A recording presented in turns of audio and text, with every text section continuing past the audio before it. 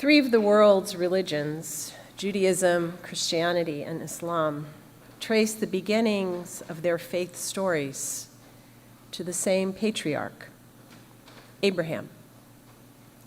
God entered into covenant with Abraham, promising that God would bless Abraham's descendants so that they would become a great nation. When the promised descendants did not arrive for many, many years, to Abraham and his wife Sarah, Abraham had a son named Ishmael by Sarah's enslaved handmaid, Hagar, as she is called in Hebrew, or Hajar in Arabic. Then Sarah found herself pregnant, probably very surprised, at age 90,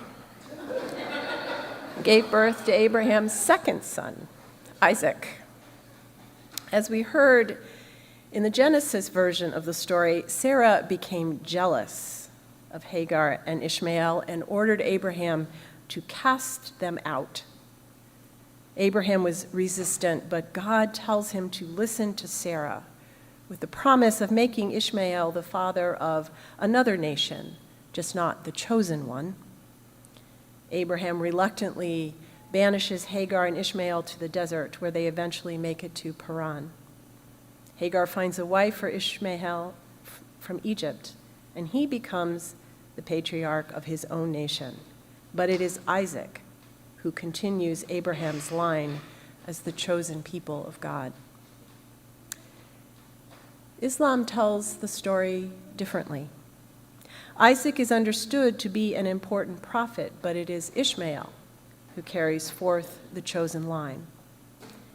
According to Islamic tradition, Abraham takes Hajar and Ishmael to Mecca, where Abraham later returns to build the Kaaba, the stone building at the center of Islam's holiest site in Mecca, where Muslims make the Hajj, or pilgrimage.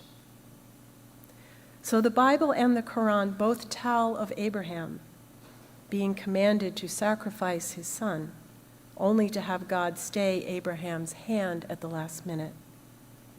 However, in the Bible, it is Isaac, while in the Quran, it is Ishmael. So here we are, hundreds, maybe even thousands of years later, with the descendants of Abraham, those who claim his son Ishmael and those who claim his son Isaac as the line of the chosen of God's people, at war with one another. The heartbreak in all this for me is that the generations of bitter fighting between Jews and Muslims is one between cousins. Share a common heritage, common faith history with Abraham and Ishmael, Isaac, Hajar, and Sarah at the heart. Yet the stories are told differently. Peace will only come, I think, when enough followers of both traditions and those of Christianity as well are able to accept that the telling of history, even faith history, need not be one absolute truth, but a rich and complicated tapestry that contains contradictory and even paradoxical experiences, stories, and interpretation. When it comes to God, I trust that God is big enough to hold all humanity, all creation, as beloved. For we come to the sacred in different ways, through different names and different sacred stories. And some of us come with questions and doubts. That we kill each other in the name of religion seems to me the greatest violation of faith. But too often it is used to justify the othering and destruction of whole groups of people. Here in our own country, and even in our own UU tradition, we face the same struggles as we are haunted by the contradictory and paradoxical histories of past generations. Isabel Wilkerson's metaphor of our nation as a house built upon unsteady and ruptured land is apt for our times. Part of the seemingly irresolvable conflict between the political parties is grounded in the unwillingness to listen to the different experiences and interpretations of our history. Instead, they demand loyalty to one absolute truth. But we've always been a nation of contradictions and paradoxes. Our house is built upon democratic principles, the rule of law, the equality of human beings, and the rights of freedom. It's also built upon colonization and removal of First Nation peoples from their lands, kidnapping and enslavement of people from the African nations, and mistreatment and denial of equality and human rights for immigrants, women, religious minorities, and LGBTQIA+ persons and their families. Until we can honestly listen to and hold the paradoxical and contradictory histories of the various peoples of our country as a true weaving of who we are and who we have been, we will continue to be haunted ever more deeply by the destructive othering, fear, and violence we are seeing. In the meantime, the country is so divided as to be literally paralyzed, as the inability of the House of Representatives to elect a speaker demonstrates. And it's not just the country at large that must reconcile with the ghosts of our history. Our Unitarian Universalist tradition is realizing that we must do the same. We lift up our first principle, the inherent worth and dignity of every person, and we celebrate our history of supporting freedom of conscience, of welcoming all souls into the fold, no matter their particular religious or spiritual beliefs. We advocate for justice, equity, and compassion in human relations with a goal of world community with peace, liberty, and justice for all. But we've not always practiced these principles fully. They were traditionally reserved for the white male leaders of our faith. Just ask Reverend Egbert Ethelred Brown, the first Black Unitarian who received only token support from the American Unitarian Association to establish a Unitarian congregation, first in his native Jamaica and then in Harlem in the early 1900s.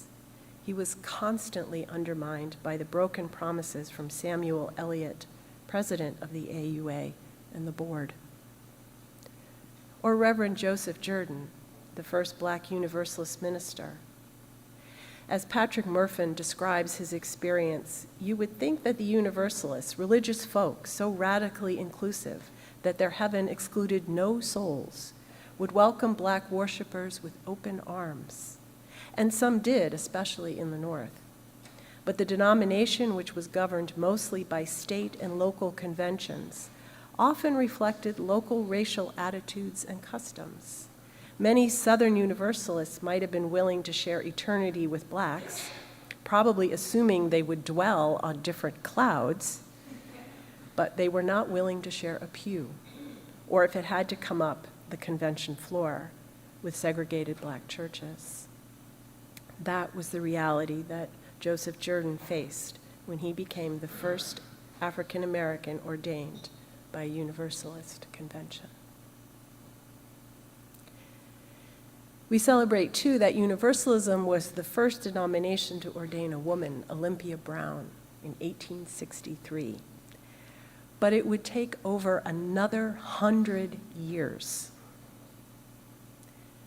when the General Assembly passed the 1977 Women and Religion Resolution before women were truly allowed to pursue ordained ministry in any meaningful way and numbers.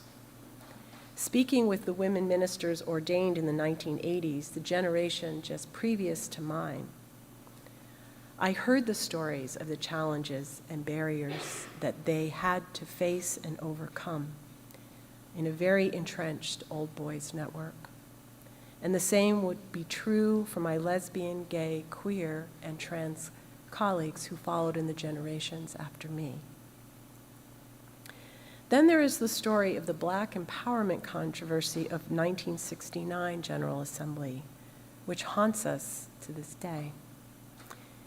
It is complicated enough to require its own sermon to tell it fully, and I will not try to do so now. But the bottom line is that the Black Unitarian Universalist caucus members and their white supporters walked out of the General Assembly meeting when enough delegates refused to put funding for the Black Affairs Council at the beginning rather than the end of the agenda. They felt that the General Assembly was disregarding the urgency felt by the members of the BUUC and their white allies in the context of the civil rights movement and the recent assassination of Dr. Reverend Martin Luther King Jr. After the BUUC members walked out, the UUA leadership convinced them to return and funded their request. But several months later, under significant financial pressure, the UUA board voted to reduce the promised funds by $50,000 and to spread their $1 million commitment over 5 years instead of 4. This board decision left many UUs of color feeling betrayed and marginalized yet again, and a significant number departed our faith for good. It would take another generation or two before the consequences of this painful story were even addressed, as Unitarian Universalists began anti-racism work within as well as beyond our walls. Even First Parish has its ghost stories. Our congregation is the direct descendant of the one founded by the Puritans who arrived in Chelmsford in 1655. We can claim a pride of place in the town's history. Many of the founding leaders of Chelmsford and their families were members here. Our building served as the town hall as well as the town church until the disestablishment of church and state. And even now, there are vestiges of this relationship as our steeple houses the town's clock. But the land that we have occupied for 368 years was inhabited and stewarded by the Pennacook Confederacy, which included the Pennacook, Pawtucket, Wamasett, Neshoba, and Souhegan tribes. As Charles Carroll writes in When Cotton Was King, A History of Lowell, Massachusetts, despite the interdependence of Englishmen and Indians during the 1650s, the underlying cultural conflict was great. The Indians lived in close harmony with both the living and the non-living components of their environment. All their activities were bound up with this spiritual relationship with nature. The English settlers, on the other hand, had a strong concept of the right of private property and the right to exploit the property for the purpose of accumulating wealth. Because of these great cultural differences and the racial differences, it was inevitable that Anglo-Indian relations would deteriorate, which they obviously did. The First Nations people suffering almost total erasure from this place and from the history we tell of it, as their voices and their stories were not included in the stories that were passed down through the generations. We must search hard and listen deeply for whispers to find them. I want to return to the reading by Isabel Wilkerson because she describes so clearly the work I believe is before us. Not one of us was here when this house was built. Our immediate ancestors may have had nothing to do with it, but here we are, the current occupants of a property with stretched cracks and bowed walls and fissures built into the foundation. We are the heirs to whatever is right or wrong with it. We did not erect the uneven pillars or joists, but they are ours to deal with now, and any further deterioration is in fact on our hands. I recognize how hard this is. I understand the desire for things to be simple and clear whether that be history or faith or any other human endeavor. We want to be on the side of the right and the righteous. We want life to be fair, where the good are rewarded and the bad are punished. That is human nature. And we certainly don't want to clean up the messes of generations past. But being human doesn't work that way. We are a complicated, diverse, and creative species who come from many cultures and histories.